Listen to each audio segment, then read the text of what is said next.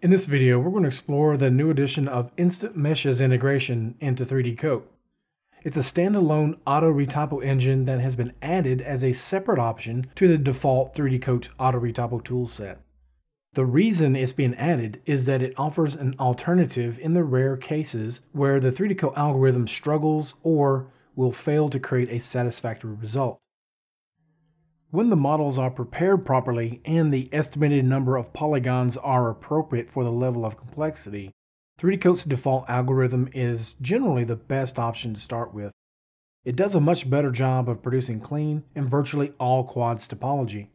However, in some small number of cases, it can be a bit fussy. As you see in this example, some of the attempts are fairly close and some are not. So I'm going through several attempts.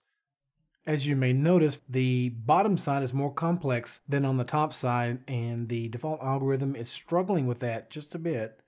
So I'm probably going to have to add some guides to help it along.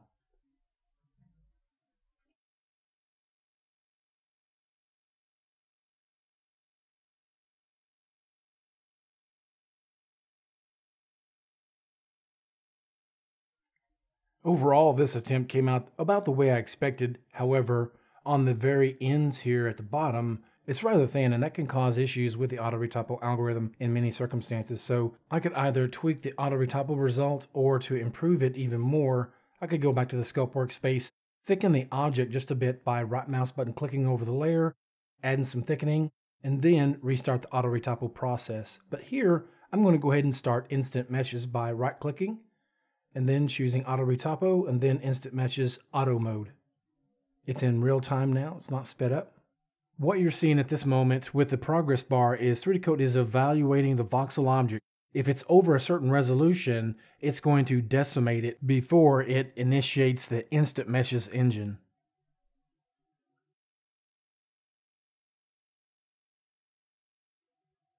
We are not going to see the decimated version in the viewport, but 3D Coat will store it internally in order to send it to the Instant Meshes engine.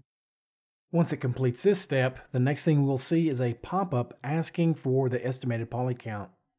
Once we click OK, the first thing you'll notice is how quickly it solves the solution. Just about 6 or 7 seconds. Right away, we can tell it has an enormous speed advantage, and it also generates a relatively good mesh without having to apply any guides. This time I'm going to right-click and choose Instant Meshes Manual Mode. And it's going to go through the same first 2 steps, but then it's going to bring up the Instant Meshes UI, as you'll see here momentarily. Now inside the interface, I'll click in the viewport.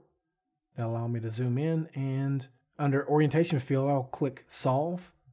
You'll see a general flow of the topology, but we can click on the little comb icon to apply some guides. Now, the orientation field is more of a rough draft mode, if you will, and the position field is a little bit more refined, meaning it will show you a real preview of what the mesh will look like, to which you can apply further guides in that mode as well if you want to tweak it even further. I'll just continue adding guides until I'm content with the polyflow. One of the benefits to Instant Meshes that you may have noticed by now is its interactivity as you apply the guides. You'll notice that it quickly updates. Let's go ahead and click this little comb icon so that we can clear the guides and inspect our mesh.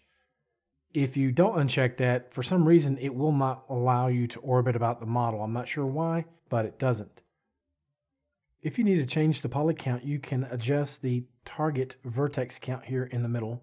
I'll check sharp creases because this is a hard surface model. And then I'll click Solve for position field. You can see this is a more accurate preview of the final result.